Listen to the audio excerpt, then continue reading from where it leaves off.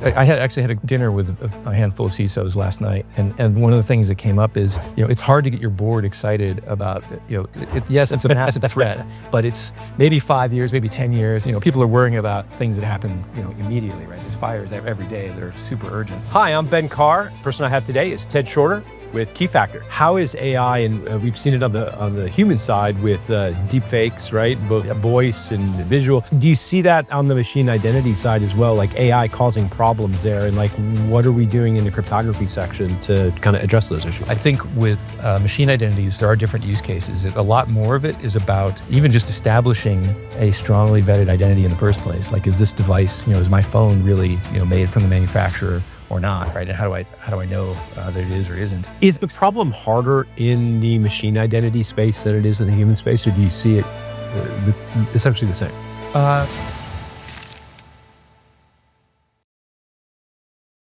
Hi, I'm Ben Carr, and we're talking to some interesting people here today. The person I have today is Ted Shorter with Keyfactor. Ted, great to have you on the show. Thank you very much for coming in and talking with us today. Yeah, it's great to be here.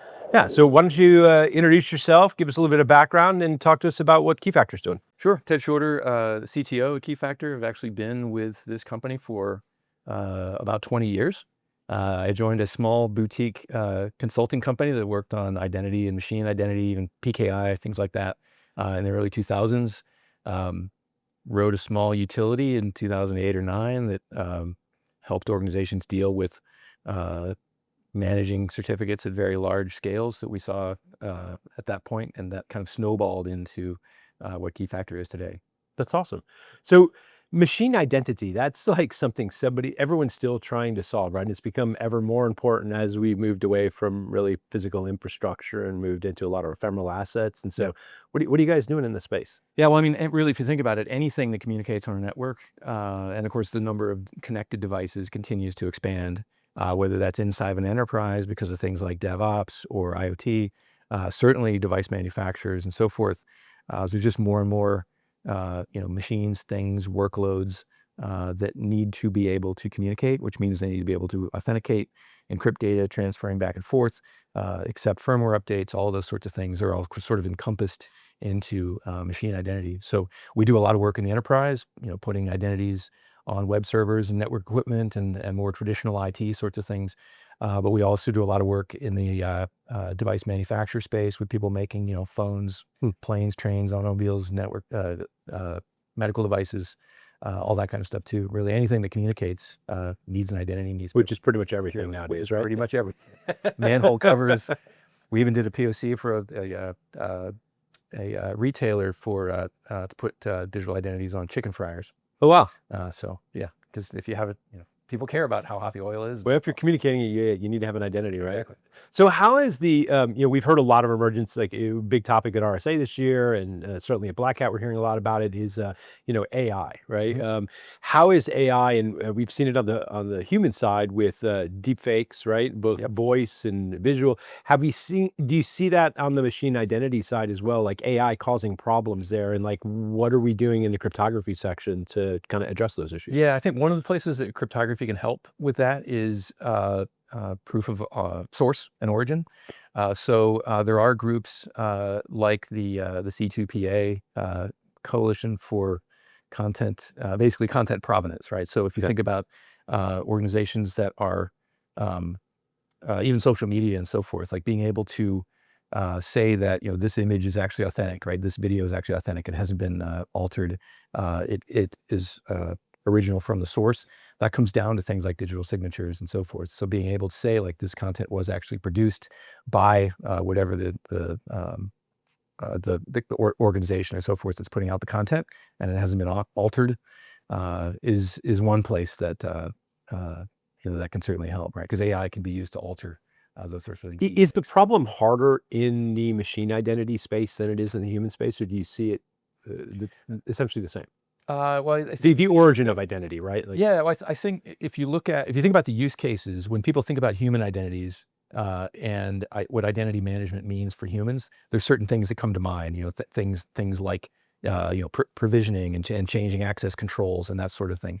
I think with machine identities, there are different use cases. A lot more of it is about even just establishing a strongly vetted identity in the first place. Like, is this device, is my phone really, made from the manufacturer or not, right? And how do I know that it is or isn't?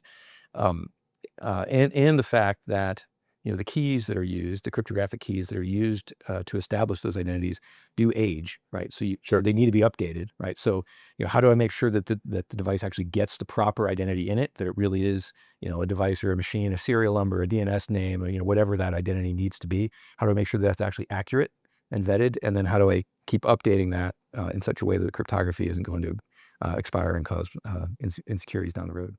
So in the cryptography space, like that, it's of interest for us too on the ransomware side, right? Because of the key capture and recovery. And one of the things that I've seen a lot is people talking about how if the data was exfilled and it was encrypted, we don't have to worry about it. But I think when we start thinking about quantum, that starts to change things, right?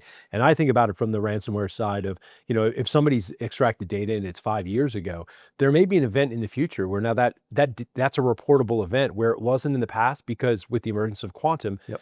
theoretically, everything that we said wasn't crackable is now crackable. So you must be facing that same issue for the bosses. It's very much front and center to what we do. I think that the future that you talk about is coming closer, right?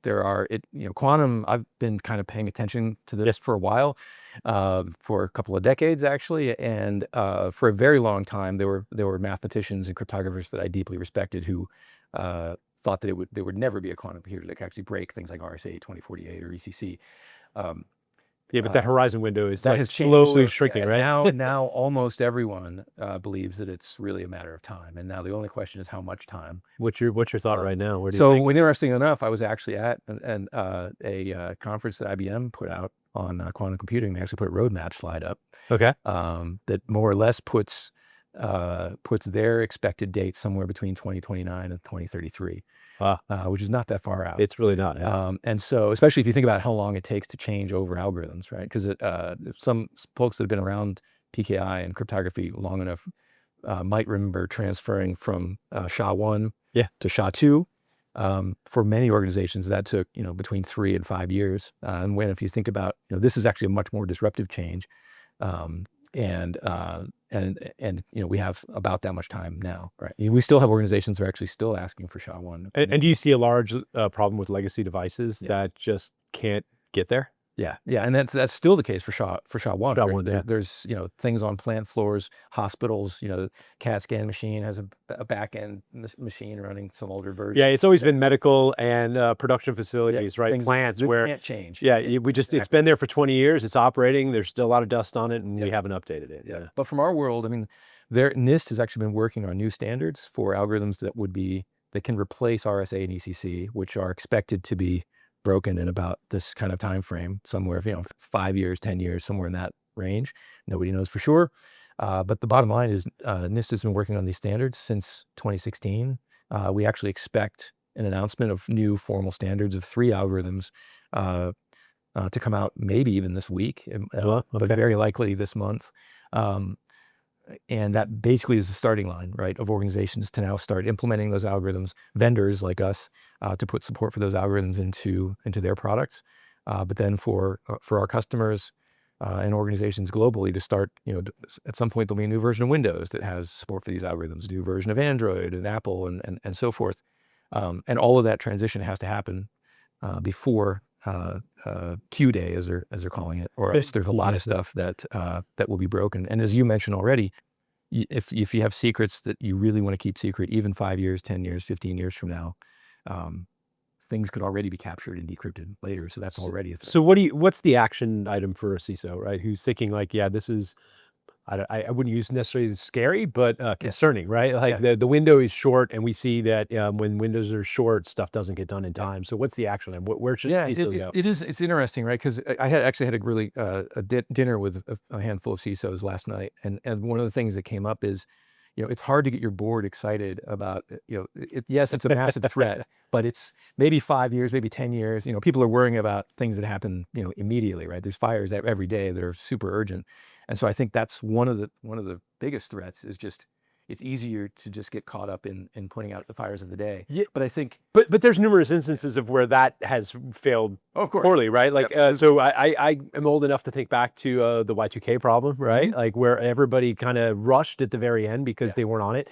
We've seen issues where Windows was out of support and people kind of took a legacy approach and didn't really address it until the very last minute. So get ahead of this curve. Yes. And that is, I think, what things that organizations can be doing now is first just get an inventory of what you have, right? Because you can't plan for a migration from one algorithm to another until you know exactly what you have, what's being used, where, and so forth, right? So at least start with, with what do I have, where are my keys, where are my algorithms being, and what do I need to change when that comes out, so that you can then start tracking out how you would make that change, right? Try to find ways you can automate this so you don't have to do it all by hand.